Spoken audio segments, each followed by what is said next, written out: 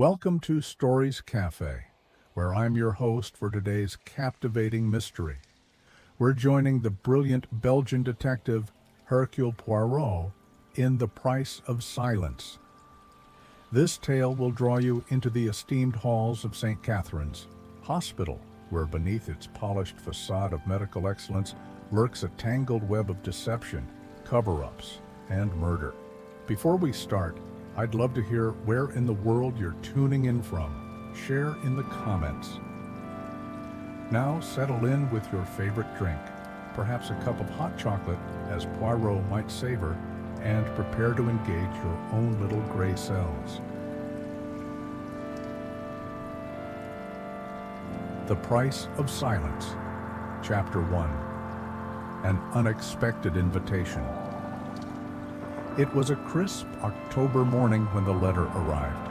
Hercule Poirot, impeccably dressed as always in a flawless suit with a pearl pin perfectly centered in his tie, was savoring his morning chocolate when his loyal valet, George, presented the day's correspondence on a silver tray. "Thank you, George," said Poirot, carefully sifting through the small stack. Bills, an invitation to speak at a criminology conference, a thank you note from a grateful client. His fingers paused on an envelope of rich cream stationery, embossed with the insignia of St. Catherine's Hospital. Captain Hastings, visiting London and staying with his old friend, looked up from his newspaper. "Anything intriguing, Poirot?" "Perhaps, mon ami," replied the detective, slicing open the envelope with his silver letter opener. His eyes scanned the contents, one eyebrow arching slightly. "Most curious. It is from Dr. Elizabeth Winters, whom I aided in a minor matter years ago. She requests my presence at St. Catherine's Hospital for what she calls a matter of ethics, requiring my particular discretion and insight." "A hospital case?" Hastings folded his newspaper. "Not your usual milieu, is it?" "No, indeed." Poirot tapped the letter thoughtfully against his fingertips. "The good doctor writes with urgency. She has risen in her profession since we last met. Now she is deputy head of surgery at a most prestigious institution. Will you go?" But of course, when a person of intelligence and integrity such as Dr. Winters speaks of ethical concerns, Poirot listens. He glanced at the letter. "Again she suggests this very afternoon. Perhaps you would care to accompany me." Hastings, a drive to Hampshire might be pleasant by early afternoon. Hastings was guiding his motor car through the winding country roads leading to the market town of Thornfield. St. Catherine's Hospital stood on a gentle rise at the edge of town, its Victorian main building flanked by newer wings of glass and steel quite impressive, remarked Hastings as they approached the imposing entrance. "Private hospitals like this cater to the wealthy and well-connected, I suppose indeed. St. Catherine's has a reputation for excellence and discretion." Poirot straightened his mustache with practiced precision. Before entering the building, the reception area was a study in understated luxury, with marble floors and oak paneling. The young woman at the desk directed them to the administrative wing, her smile professional but her eyes betraying a certain tension as they waited in a tastefully appointed ante room. Hastings observed, "Everyone seems rather on edge, don't you think?" "Oui," Poirot agreed. "Quietly, the atmosphere is not tranquil, as one might expect." The door opened and a woman in her mid-40s with auburn hair carefully styled in a neat bob appeared.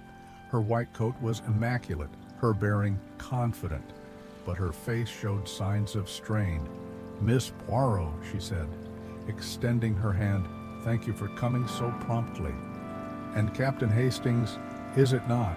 Please come in." She led them into a spacious office with large windows overlooking manicured gardens, but rather than sitting behind the desk, she closed the door and turned to them with an expression of barely contained distress.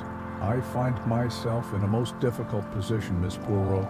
When I wrote to you this morning, I intended to discuss a matter of professional ethics that has troubled me greatly, but now she paused, pressing her lips together. Something has occurred, Madame prompted. Poirot gently, yes, something terrible. Dr. Winters took a deep breath. Dr. Stephen Harris, our head of surgery, was found dead in his office 2 hours. Ago Hastings let out a small exclamation of surprise. But Poirot merely narrowed his eyes. The circumstances. He inquired. He was alone, door locked. From the inside, his assistant found him when she returned from lunch. There was Dr. Winters. Hesitated. There was an empty syringe beside him. "You suspect suicide?" asked Hastings. "That is what it appears to be, or perhaps an accident. Doctors sometimes self-administer medications for headaches or other complaints." But a sharp knock interrupted her, and the door opened without waiting.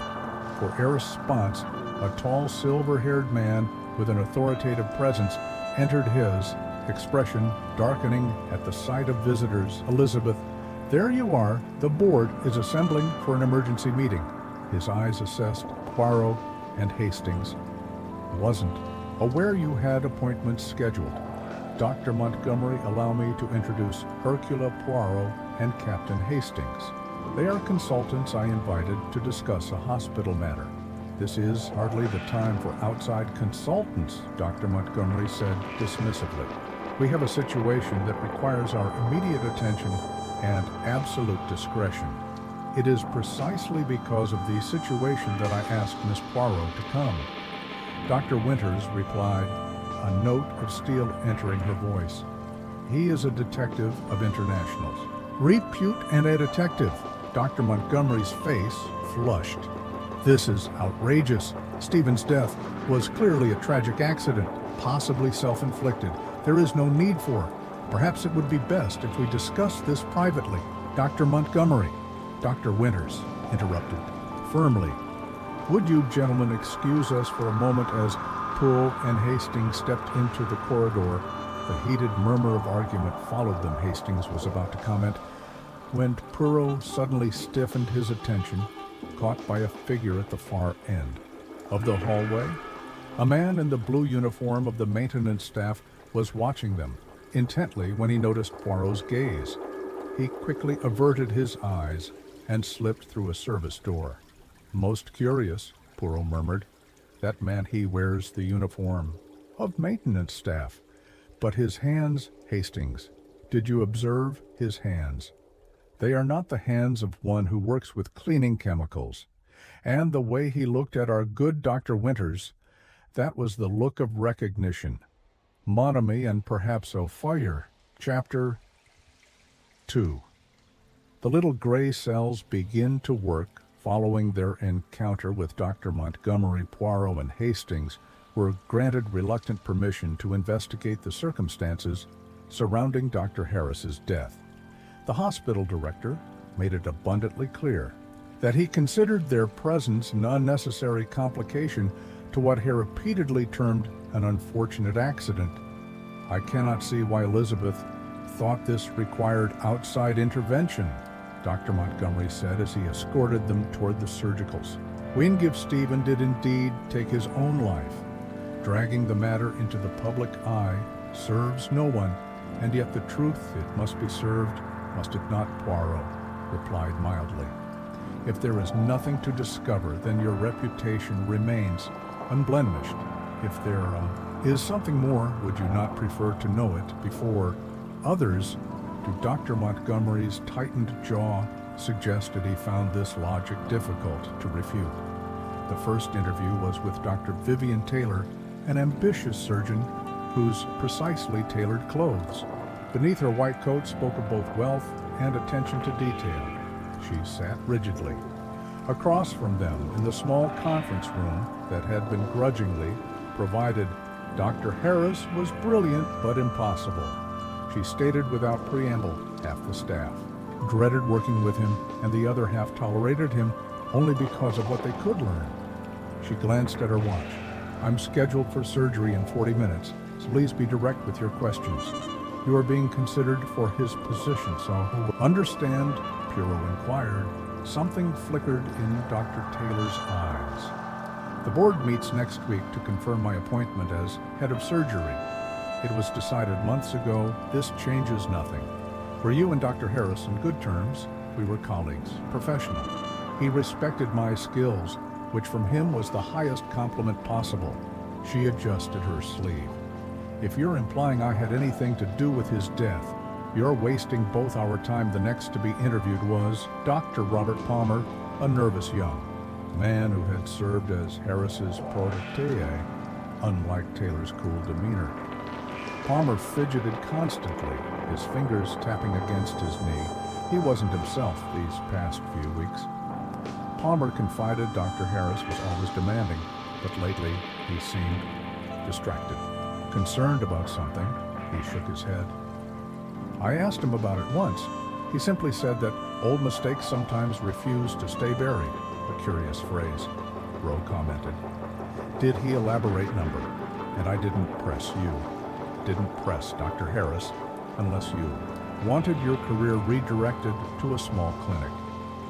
In the countryside next came Ms. Barrow, the head nurse, whose starched uniform and clipped answers matched her rigid posture. I've worked at St. Catherine's.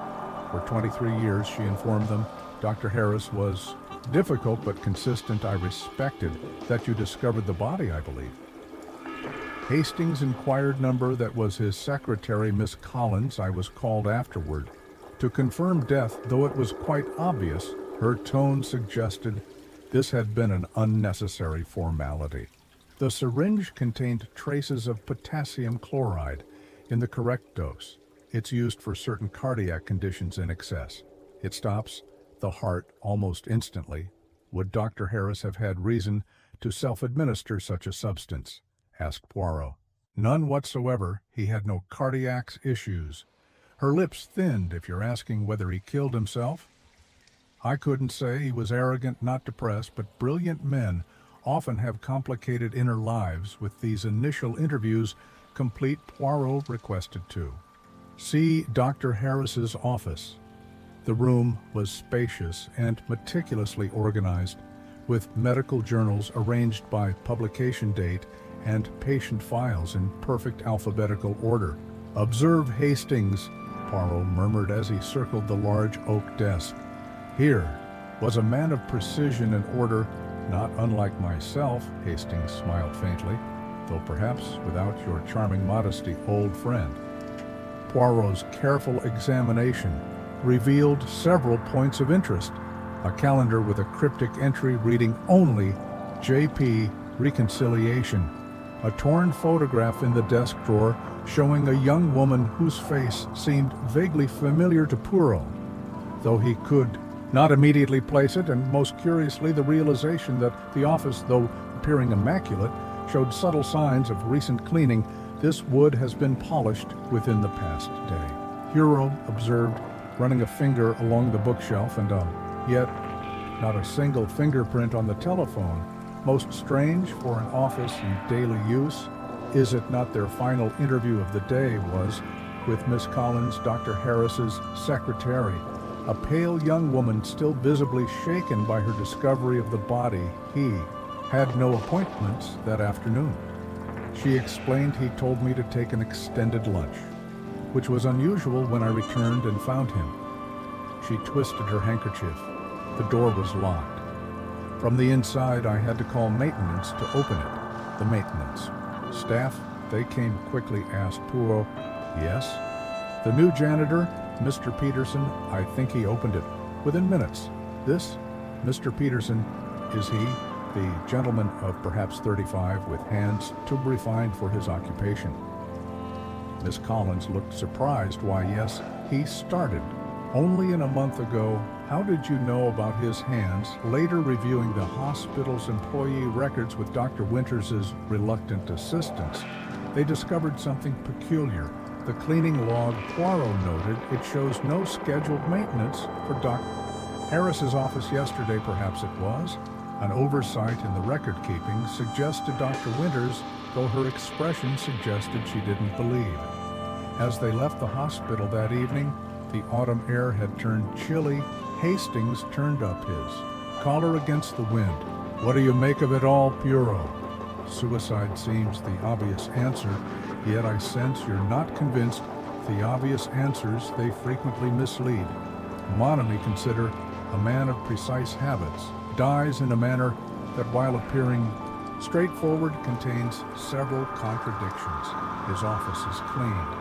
When no cleaning was scheduled, he dismisses his secretary for the afternoon. Most unusual, and then there is this mysterious appointment with JP noted as a reconciliation. What required reconciling? I wonder their conversation was interrupted by the sight of two figures in the parking garage. The janitor they had noticed earlier engaged in what appeared to be an intense discussion with Dr. Taylor. As they watched, the janitor made a sharp gesture and stormed away.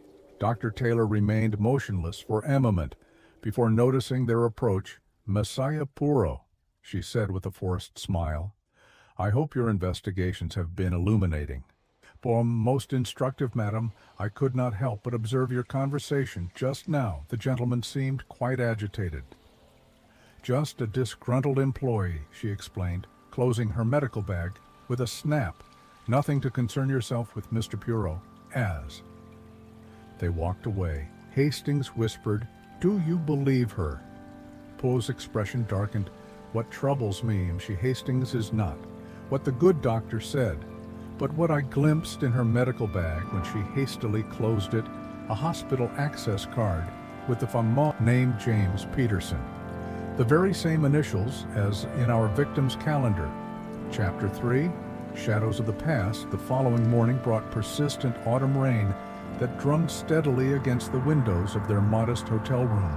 Poirot, ever meticulous, arranged his toiletries in perfect symmetry on the bathroom shelf before joining Hastings for breakfast.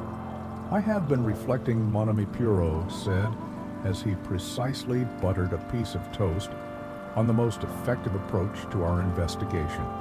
The hospital presents a facade of cooperation, while revealing very little. Dr. Montgomery certainly seems eager to close the matter. Hastings agreed, pouring tea for them both. And yet Dr. Winters brought us here for a reason." Poirot's eyes narrowed thoughtfully. "I believe we must look beyond the present circumstances to understand what has occurred. In my experience, murders rarely exist in isolation, and they are connected to events from the past. Murder, you're convinced it wasn't. Suicide, then the evidence suggests. Otherwise, consider the locked door a classic device to suggest suicide when it is not. And the cleaning of the office, most suspicious. No Hastings. We must delve into Dr. Harris's past. His history at the hospital may reveal much. Their first visit that morning was to the home of Mrs. Elenina Bentley, a retired nurse who had worked at St. Catherine's for over 30 years before her retirement. 2 years prior, she welcomed them into her neat cottage with a mixture of curiosity and caution. "I don't know what I can tell you that would help," she said, serving them tea in delicate china cups. "I left St. Catherine's before all this unpleasantness." "But you worked alongside Dr. Harris for many years, did you not?" inquired. "Nearly 20 years. A brilliant surgeon, though not everyone appreciated his directness." She hesitated.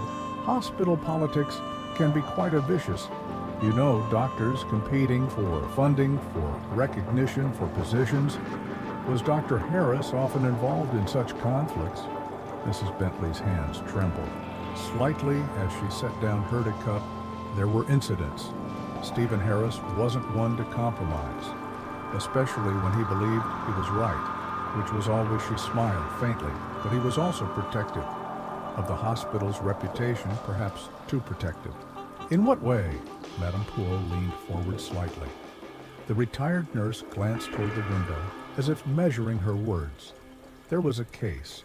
About 5 years ago, a young woman, early 20s, routine spinal procedure that went catastrophically wrong. The patient was left paralyzed. A tragic outcome," commented Hastings. "Yes, but what followed was equally troubling. The family was devastated. Of course, they wanted answers. There was talk of an investigation, possibly legal action." She lowered her voice, and then suddenly everything went quiet. The family signed confidentiality agreements, received a settlement. The whole matter was buried. This patient, do you recall? Her name, asked Poirot. Peterson, Caroline Peterson. Mrs. Bentley's expression softened with sympathy. Such a lovely girl training to be a physiotherapist. Ironically enough, her whole life ahead of her. Pugh's eyes flickered with recognition. Peterson, he repeated softly. The hospital administration was quite determined to keep the matter quiet. Dr. Montgomery personally oversaw the settlement, and Dr. Harris, she hesitated. Well, he was never quite the same afterward. More withdrawn, more defensive, some said. The case affected him deeply. Who performed the surgery, Madam Dr. Harris, was the supervising surgeon. Dr. Taylor assisted, and she was just establishing her reputation. Then the operation should have been straightforward. No one could explain what went wrong as they departed Mrs. Bentley's cottage. Poirot remained unusually silent, his mind clearly processing this new information. J.P. Hastings said suddenly, James Peterson, could he be related to this? Caroline, precisely. Munner Hastings, the initials in the appointment book, they begin to make sense. And now we must determine why the hospital janitor, who was clearly not a career custodian, would have cause to meet with Dr. Harris, and why such a meeting would be labeled a reconciliation their afternoon found. Hastings chatting amiably with the hospital receptionist, Miss Dawson, a friendly young woman with a fondness for conversation. Poirot had dispatched time on this mission while he himself examined hospital records with Dr. Winter's reluctant assistance. Dreadful business about Dr. Harris, Miss Dawson confided, glancing around to ensure they weren't overheard, though. Between us, he wasn't well. Liked, brilliant surgeon, terrible person, if you know what I mean. I understand he could be difficult. Hastings agreed diplomatically. That's putting it mildly, the stories I could tell. She lowered her voice further. The new janitor, Mr. Peterson, he had quite a heated exchange with Dr. Harris last week. I couldn't hear what was said, but Mr. Peterson looked absolutely livid. Peterson, he's relatively new here, isn't he? Started about a month ago, overqualified, if you ask me. Has a chemistry degree, apparently mentioned it when we chatted once. Why, she shrugged. The economy being what it is, I suppose people take what jobs they can get. When they're convened, Poirot and Hastings compared their findings. The hospital records confirmed the case of Caroline Peterson, though the details were sparse, most having been sealed as part of the settlement agreement. A young woman paralyzed a brother with a chemistry degree, who appears 5 years later as Ajanider in the same hospital. Poirot summarized the connection. Becomes clearer, does it not, as evening approached? They returned to their hotel, both tired from a day of investigation. Hastings unlocked their door, then stopped abruptly. Poirot, he said quietly, someone's been here. The room appeared untouched at first glance, but Poirot's trained eye immediately noted the subtle signs of intrusion. His toiletries, previously arranged with perfect symmetry, now showed minor misalignment. The papers on the small desk had been moved, perhaps searched. It appears our inquiries have made someone nervous, mon ami, Poirot observed calmly as he moved toward his bedside. He noticed something placed carefully on his pillow, a yellowed newspaper clipping. It featured a small article about a medical incident at St. Catherine's Hospital, with a photograph of a smiling young woman identified as Caroline Peterson. Across the article, written in red ink, were the words, "Some secrets are worth killing for Go Home Detective." Chapter 4. The web of silence the threatening note left in their hotel room had the curious effect of strengthening Poirot's resolve. Rather than diminishing it after reporting the intrusion to the local police, who seemed unimpressed by what they viewed as a minor incident, Poirot and Hastings discussed their next move over breakfast. "We must speak with this James Peterson directly. Poirot declared, dabbing his mustache carefully with his napkin. The connection it becomes too strong to ignore. Finding Peterson proved simpler than expected. The hospital's maintenance schedule revealed he was assigned to the East Wing that morning. They discovered him methodically mopping the corridor outside the radiology department. His movements precise and economical, not the habitual motions of a career custodian. He glanced up as they approached, weariness immediately clouding his features. He was a man of perhaps 35 with intelligent eyes and the careful posture of someone containing strong emotion. "Mr. Peterson," Poirot began, "might we have a few minutes of your time? There is a matter of some importance we wish to discuss." Peterson glanced. Around them nodded curtly. "Break room's empty," he said, leading them to a small staff room nearby. Once inside, he closed the door and faced them squarely. "You're investigating Dr. Harris's death." It was a statement, not a question. Poirot inclined his head. "Slightly indeed, and I believe you may have insights that would prove valuable." Why would a janitor have insights into a surgeon's death? The defensive note in his voice was unmistakable, perhaps because the janitor in question possesses a degree in chemistry and happens to share a surname with a former patient of Dr. Harris, one whose case ended. Most unhappily, Poirot's gaze was steady. "Caroline Peterson is your sister, is she not?" The silence that followed was profound. Peterson's shoulders sagged. Slightly, the facade of the anonymous hospital employee falling.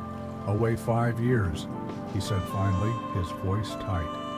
5 years watching her struggle, watching her fight to regain even the smallest movements, watching her battle depression.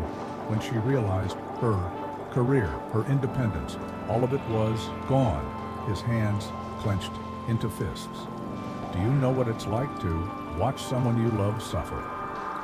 When those responsible simply continue with their lives, you secured employment here to investigate what truly happened." "To your sister," Poirot suggested, gently. "The settlement came with ironclad confidentiality agreements. We couldn't pursue legal action, couldn't even speak publicly about what happened, but they couldn't stop me from working here, from trying to understand what went wrong." His jaw tightened. "Caroline deserved the truth. And did you confront Dr. Harris with this truth, the appointment in his calendar, JP reconciliation, that was you?" "Yes. I finally gathered enough evidence to approach him directly. Medical records. Witness statements from staff who've left the hospital." Peterson's expression darkened. "I wanted him to admit what happened, to acknowledge the cover-up. And did he?" asked Hastings. "Not at first. He was dismissive, arrogant." "Exactly what I'd expected." Peterson shook his head slowly. "But then something strange happened. As I presented my evidence, he changed, became agitated. Not with anger, but with what seemed like fear. He said something he didn't expect. It wasn't supposed to happen that way. No one was meant to be permanently harmed." Poirot leaned forwards, lightly. "Most interesting." Did he elaborate? He started talking about making things right, about coming clean. Before Peterson hesitated, before she took over.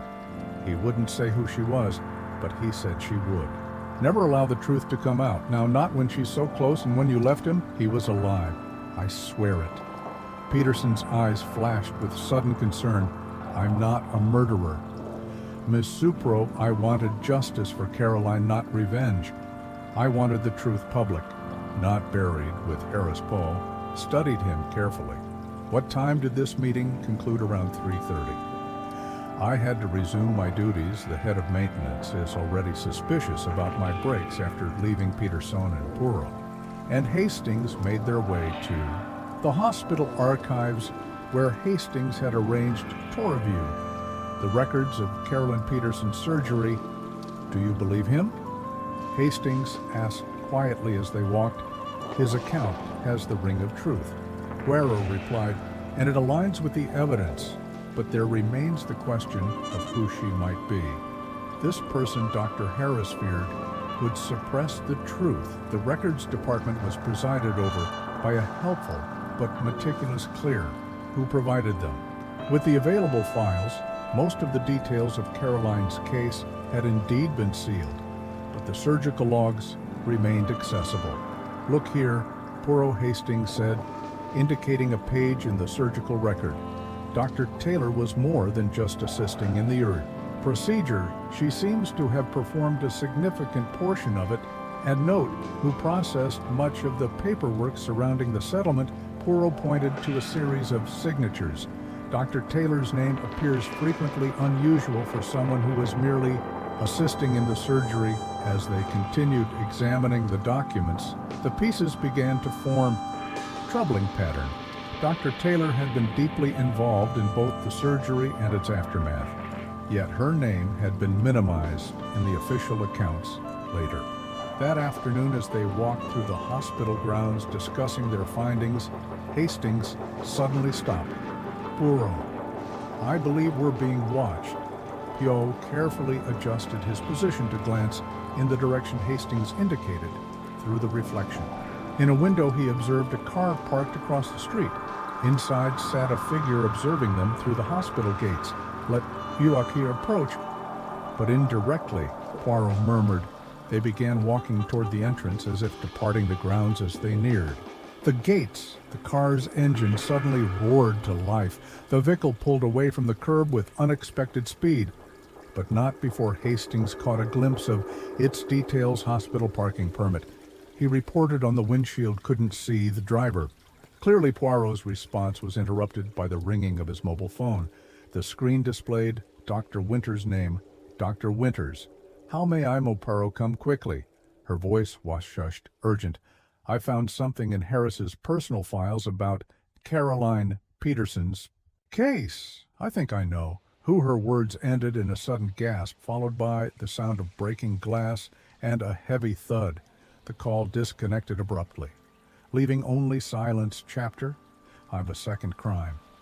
Poirot and Hastings rushed back to the hospital, the urgency of Dr. Winters' interrupted call propelling them forward with unusual haste. The detective, typically so fastidious about maintaining his dignity, barely noticed when a passing car sent a spray of rainwater across his immaculate shoes. "The archives room," Poirot instructed as they entered the hospital. Dr. Winters mentioned Harris's personal files. They found the archives department in disarray. Papers were scattered across the floor.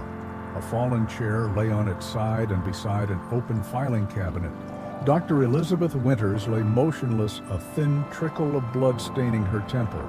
The overhead light fixture had been partially dislodged, with broken glass surrounding her still form. "Call for medical assistance." Hastings. Poirot commanded, kneeling carefully beside the unconscious doctor. He checked her pulse, present but weak. A swift assessment of the room revealed a scene of apparent accident, yet the detective's eyes narrowed with suspicion. Within minutes, the room filled with medical personnel. Dr. Taylor arrived among them, her expression shifting from professional concern to visible surprise at finding Poirot and Hastings present. "What happened?" she demanded, kneeling to examine Dr. Winters. "That, Madame, is precisely what I intend to discover," Poirot replied, watching her closely. Winters was examining files related to a particular case when something or someone interrupted her. Most violently, Dr. Montgomery arrived moments later, his face flushed with agitation. "This is unacceptable," he declared, surveying the chaos. "First Harris." Now, what exactly was Dr. Winters doing in the archives? "Pursuing the truth, I believe," Poirot answered calmly. "A commodity that appears dangerously scarce in this institution." As Dr. Winters was carefully transferred to a stretcher, Poirot scanned the scattered documents on the floor. Most were routine administrative papers, but a folder labeled Peterson & C lay empty beside the filing cabinet, its contents nowhere to be seen. After Dr. Winters had been taken to the intensive care unit, diagnosed with a severe concussion, The hospital director insisted on speaking with Poirot privately. "This has gone far enough." Dr. Montgomery said, his voice tightly controlled as they sat in his office. "Two serious incidents in as many days. The board is deeply concerned about the hospital's reputation, more concerned, it would seem, than about the health of your colleagues." Poirot observed Montgomery's face wrinkled. "That's unfair. We're providing Dr. Winters with the best possible care, but we must also consider the broader implications. Patients are already asking questions. Donors are expressing concern. Perhaps they are right to be concerned if violence stalks your corridors." Poirot leaned forward slightly. "Tell me, Dr. Montgomery, what do you know about Caroline Peterson's case?" The change in the director's demeanor was subtle, but unmistakable. A momentary stiffening, a fleeting shadow across his features, an unfortunate surgical complication. From some years ago the matter was settled amicably. Was it indeed? I wonder if Miss Peterson would characterize permanent paralysis as amicable. Poirot replied, his tone mild, but his eyes sharp. Or if her brother shares your assessment, her brother. Montgomery's surprise appeared genuine. What does he to do with any of this? He's currently employed as a janitor in your hospital, seeking answers that money could not provide. The director's face palled slightly. "I had no idea. Our maintenance staff is hired through an external contractor through careful questioning." Poirot gradually extracted additional details about the Petersonen case, while Dr. Montgomery remained guarded. His desire to protect the hospital led him to reveal more than he intended. The board determined that an extensive investigation would damage everyone involved. He explained Dr. Harris accepted full responsibility as the supervising surgeon. The settlement was generous, more than generous. All parties signed confidentiality agreements. All parties except Caroline Peterson herself. Poirot noted she was unable to sign. Was she not in her condition immediately? Following surgery, Montgomery shifted uncomfortably. Her family had power of attorney, and Dr. Taylor's role in this matter, she was merely an assistant during the procedure. Her involvement in the settlement was administrative. She helped process the paperwork. He glanced at his watch. "Now, if you'll excuse me, I have a board meeting to prepare for Dr. Taylor's promotion to head of surgery. Will proceed as scheduled tomorrow evening. We need stability, now more than ever." Later that afternoon, Poirot arranged to speak with Ms. Barrow, the head nurse, who had previously been so reticent, finding her alone in the staff room. He approached with careful courtesy. "Nurse Barrow, I believe you were present during Caroline Peterson's surgery 5 years ago." She glanced around before answering, her voice lowered. "Yes, it was supposed to be routine." What went wrong precisely? Her lips tightened. "I'm not at liberty to discuss specifics." "A young woman's life was destroyed," Poirot said quietly. "And now Dr. Harris is dead, and Dr. Winters lies unconscious. The price of silence grows ever higher." Something in his words seemed to reach her. After a long moment, she sighed heavily. "It wasn't Dr. Harris who made the critical error," she said, her voice barely above a whisper. "It was Dr. Taylor. She administered the wrong dosage of anesthetic, then attempted to correct it too quickly." Dr. Harris, as supervising surgeon, covered for her. He protected the hospital's reputation and his own, and Dr. Taylor's career continued to flourish. Poirot observed. The hospital invested heavily in her training. She comes from a family with significant influence. In medical circles, it was expedient to manage the situation quietly. As evening approached, Hastings returned from visiting James Peterson's modest apartment. With additional information, the janitor had shown him photographs of his sister before the accident, a vibrant young woman with a bright future in physiotherapy. "Hastings said urgently as they walked through the hospital grounds, "I've just had a troubling thought. If Dr. Taylor made the error and Dr. Harris covered it up, what happens if Harris suddenly developed a conscience with Taylor's promotion about to be announced precisely Mon ami, the timing becomes most significant. Their conversation was interrupted by the ringing of Poirot's phone. James Peterson's name appeared on the screen. Squay, voice tense and strained when Poirot answered. "I've received an anonymous note asking me to come to the hospital rooftop tonight, saying I'll learn the truth about what happened to Caroline. I think it's a trap, but I have to know," despite Poirot's warnings. To wait? Peterson insisted he was going immediately as Poirot and Hastings rushed back toward the hospital. The darkening sky cast long shadows across the ground surrounding the corner of the east wing. They looked up just in time to see a figure falling from the rooftop, momentarily silhouetted against the moon before plummeting into the darkness. Below, Chapter 6, The Truth, emerges for a horrifying moment. Poirot and Hastings stood frozen, watching the dark shape plummet toward the ground. But as it struck the pavement, the sound that followed was not the terrible impact of a human body, but rather the hollow thud of something inanimate. Hastings rushed forward to discover a medical training mannequin, the kind used to teach resuscitation techniques. Shattered on the concrete, "A warning," Poirot said grimly, already moving toward the service entrance. "Come, Hastings, we must reach the roof immediately." The service stairs were dimly lit and seldom used. They climbed swiftly, Hastings leading the way with Poirot following at a pace that belied his age. Emerging onto the rooftop, they found James Peterson standing alone by the parapet, visibly shaken. "What unharmed Mr. Peterson?" Poirot called. "Are you injured?" Peterson turned, his face pale in the moonlight.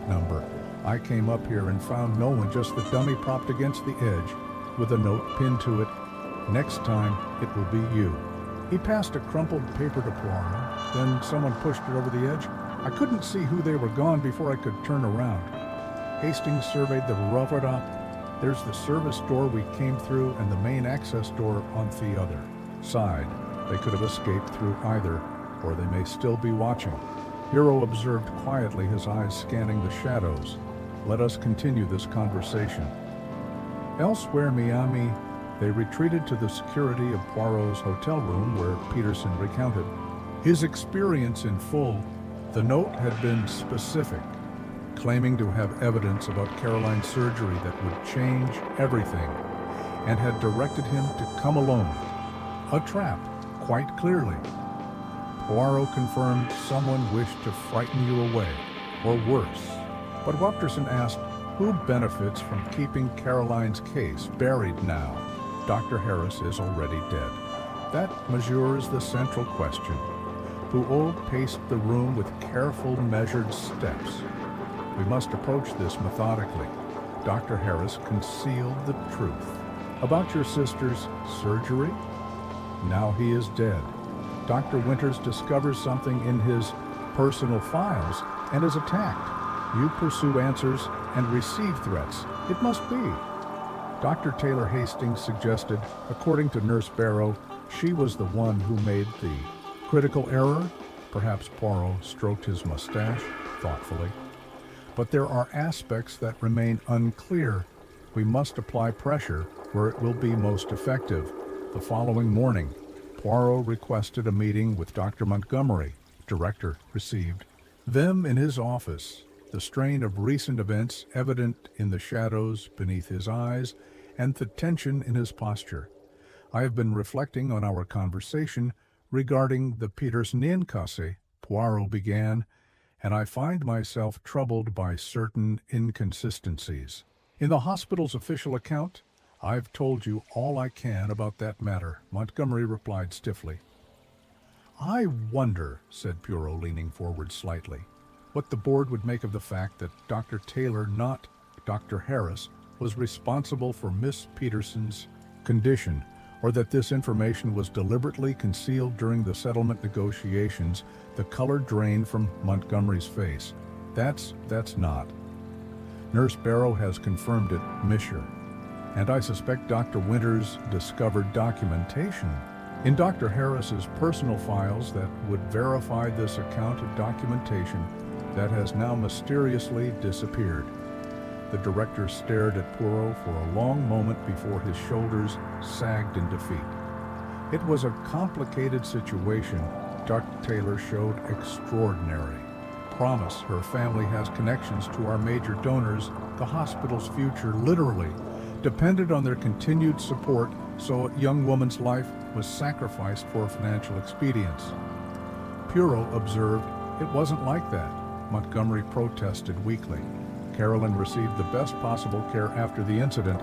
The settlement was exceptionally generous. Money cannot restore what was taken from her, Poirot replied. And now Dr. Harris has paid with his life. Tell me, when did he begin to reconsider his role in this deception? Montgomery hesitated, then sighed heavily about a month ago.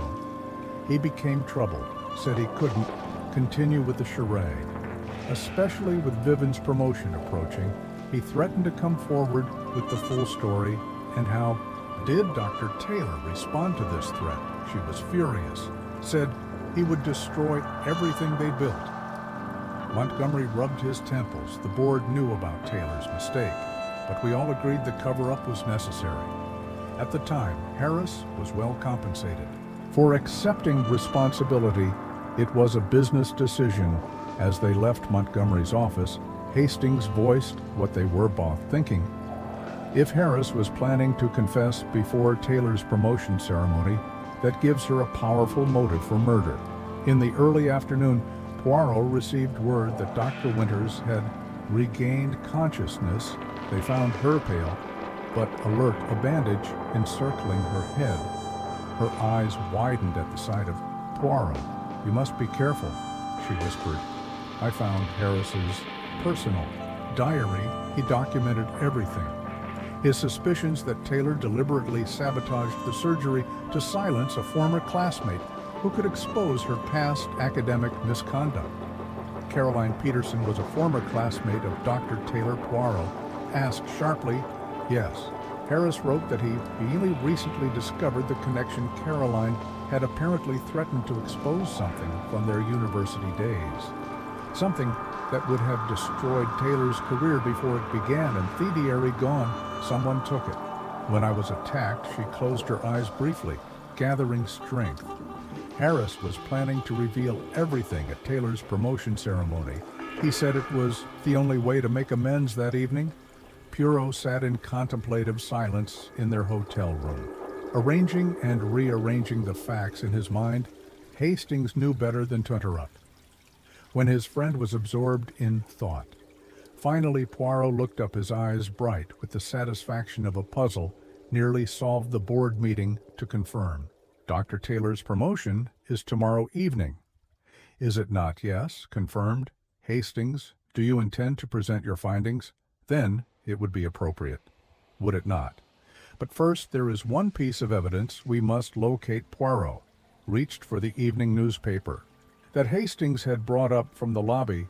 "Perhaps the society pages will provide some insight into." Poirot suddenly went rigid, staring at a photograph on one of the inner pages. The image showed a much younger Dr. Taylor at a charity gala, and standing beside her, appearing quite familiar, was Caroline Peterson. Before her accident, Mundur breathed Poirot. They knew each other. The connection is not what we thought at all. Chapter 7. A gathering of suspects. Morning arrived with a clarity that matched Poirot's mood. After a night of careful consideration, the Belgian detective had arranged his facts with the same precision he applied to his mustache. Each morning, the photograph from the society pages had illuminated a connection that transformed their understanding of the case. "We must act swiftly." "Hastings," Poirot announced as they finished breakfast, "Dr. Taylor's promotion ceremony is scheduled for this evening. I have requested Dr. Montgomery to arrange a meeting in the hospital boardroom at noon today." "Who will be attending?" Hastings inquired, folding his napkin neatly. "All those connected to our case: Dr. Montgomery, Dr. Taylor, Dr. Palmer, Nurse Barrow, and Mr. Peterson. I have also asked that arrangements be made for Dr. Winters to attend if her condition permits." Do you intend to reveal everything the truth has remained buried for too long? Monomai, the time has come for it to merge into the light. Upon their arrival at St. Catherine's Hospital, they found the atmosphere unusually tense. Staff members spoke in hushed tones, and to them the typically bustling corridors seemed subdued. Dr. Montgomery met them at the entrance to the boardroom, his expression revealing both resignation and apprehension. "Everyone you requested is here, Poirot," he said, "though I must say this irregular proceeding comes at a most inopportune time. The board members will be arriving early this afternoon to prepare for tonight's ceremony." "I assure you, Doctor, this matter cannot wait," Poirot replied. Firmly, the boardroom presented an imposing setting with its oak-paneled walls and portraits of distinguished former hospital directors. Gazing down with painted solemnity around the polished table sat the assembled participants, their expressions ranging from curiosity to outright hostility. Dr. Winters occupied a wheelchair at one end, still pale but determined. James Peterson sat opposite her, clearly uncomfortable in these formal surroundings. Dr. Palmer fidgeted nervously, while Nurse Barrow maintained her characteristic rigid posture. Dr. Taylor, immaculately dressed as always, displayed an air of impatient superiority. "Thank you all for coming." Poole began, standing at the head of the table. The death of Dr. Stephen Harris has revealed a web of deception that extends back 5 years to the surgery that left Miss Caroline Peterson paralyzed. "I fail to see why we need to revisit ancient history," Dr. Taylor interjected, especially with an outsider present. She glanced dismissively toward James Peterson. "That ancient history, as you call it, madam, is precisely what led to Dr. Harris's death," Poirot replied calmly, "and Mr. Peterson has more right than most to hear the truth about what happened to his sister." Poirot began methodically laying out the facts, the surgical error that had been attributed to Dr. Harris, but was actually committed by Dr. Taylor, the hospital's decision to protect her promising career, the settlement that bought silence rather than justice with each revelation. He observed the reactions around the table, Montgomery's resignation, Palmer's growing distress, and Taylor's carefully maintained composure that nevertheless showed signs of strain. "What you describe is certainly troubling," Dr. Taylor said, when Poirot paused, "but it hardly constitutes a motive for murder." Dr. Harris agreed to the arrangement. He was generously compensated. "Indeed, madam, but recently something changed. Dr. Harris developed what one might call a crisis of conscience. He informed Dr. Montgomery of his intention to reveal the truth at your promotion ceremony. Poirot turned to face her directly. That provided you with a powerful motive to silence him permanently." "This is absurd," Taylor said coldly. "You have no evidence linking me to Harris's death." "On the contrary," Poirot continued, "when Mr. Peterson confronted Dr. Harris, the doctor expressed fear of someone he referred to only as she, someone who would never allow the truth to emerge now that she was so close to her promotion." Perhaps Dr. Taylor's laugh held no humor, circumstantial. "At best, Poirot, is this why you've gathered us here to present theories without substance?" "Not without substance, madam. There is also the matter of your prior acquaintance with Caroline Peterson, a fact you concealed from everyone." A sudden silence fell over the room. Dr. Taylor's expression flickered momentarily before she regained control. "I treat hundreds of patients. I can hardly be expected to remember each one personally, but Caroline Peterson was not just any patient. Was she?" Poirot retrieved a folded newspaper from his pocket and placed it on the table, open to the photograph from the society pages. "You knew her quite well before she came under your care. You were classmates at university." Dr. Montgomery leaned forward to examine the images. "This true, Vivian? You never mentioned knowing the patient beforehand." a casual acquaintance at best. Taylor replied. Dismissively, it hardly seemed relevant. It became most relevant, Poirot counted, when Caroline recognized you during her pre-surgical consultation. According to Dr. Winters, who viewed Dr. Harris's personal diary before it disappeared, Caroline threatened to expose something from your university days, something that would have destroyed your career before it began. Dr. Palmer, who had been listening intently, suddenly spoke. Onic fraud, he said quietly. Harris mentioned it once after drinking too much at a conference.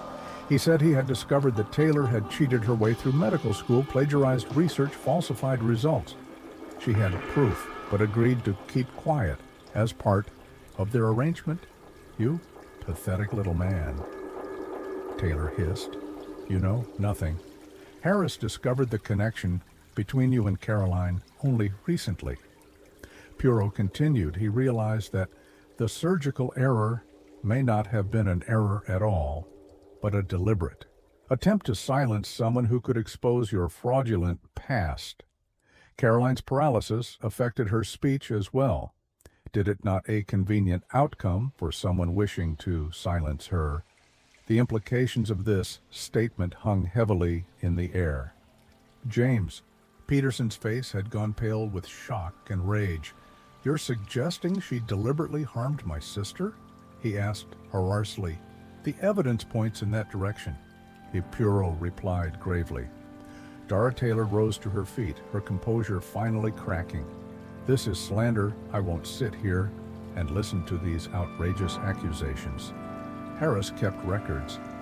Winters had suddenly detailed notes about his suspicions along with evidence of the academic fraud. That's what I found in his personal files before I was attacked. As the tension in the room reached its peak, the lights suddenly flickered and went out, plunging the windowless boardroom into darkness. There was a commotion of scraping chairs and startled exclamations. Someone cried out in pain.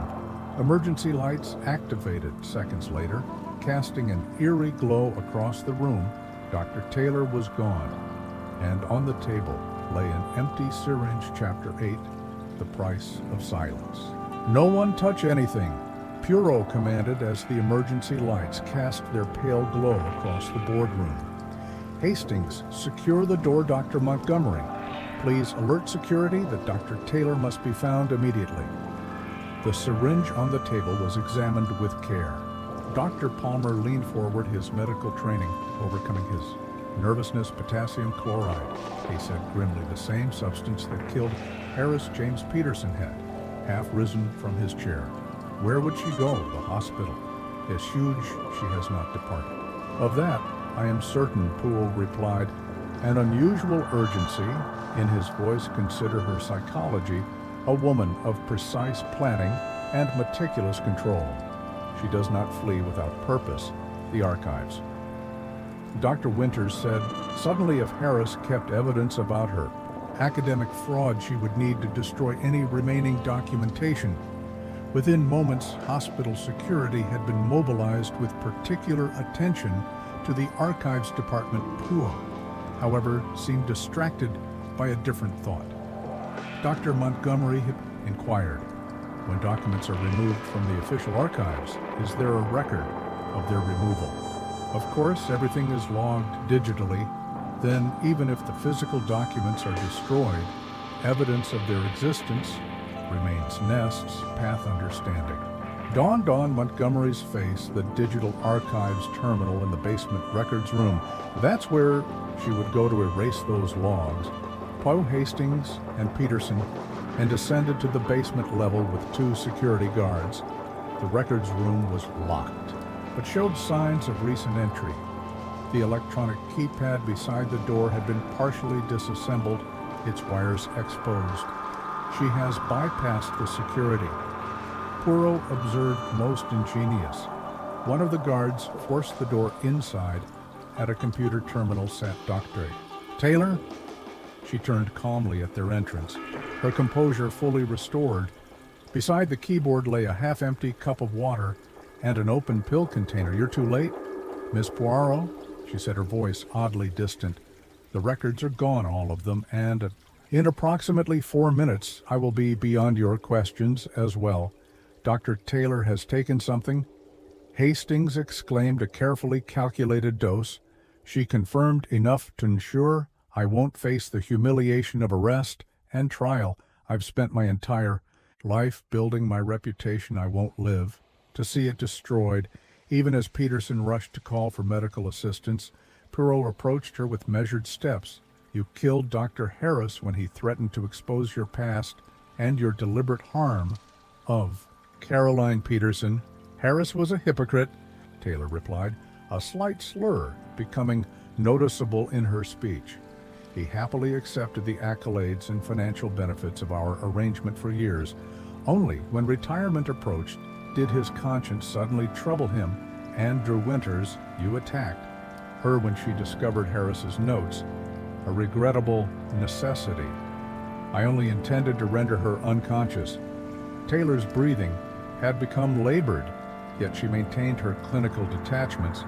She would have destroyed everything I'd worked for, as would Caroline Peterson had she been able to speak clearly after her surgery. Poirot observed, it was not an error during her procedure, was it? You deliberately ensured she would be unable to expose your academic fraud. A ghost of a smile touched Taylor's lips, a precisely calculated adjustment to her anesthesia. She should have simply experienced temporary aphasia, an inability to speak clearly for a few weeks. Regrettably, the effect was more severe than I had intended, and when her brother appeared at the hospital seeking answers, an inconvenience, I would have managed him as I managed everything else. Her eyes were beginning to lose focus. I've always been exceptionally thorough. Medical staff burst into the room, then rushing to administer emergency treatment. As Dr. Taylor was taken away, Poirot shook his head sadly. The little gray cells, they comprehend the facts of this case, but the heart, it struggles to accept such calculated cruelty. Though the medical team worked feverishly, Dr. Taylor had indeed been exceptionally thorough in her final act.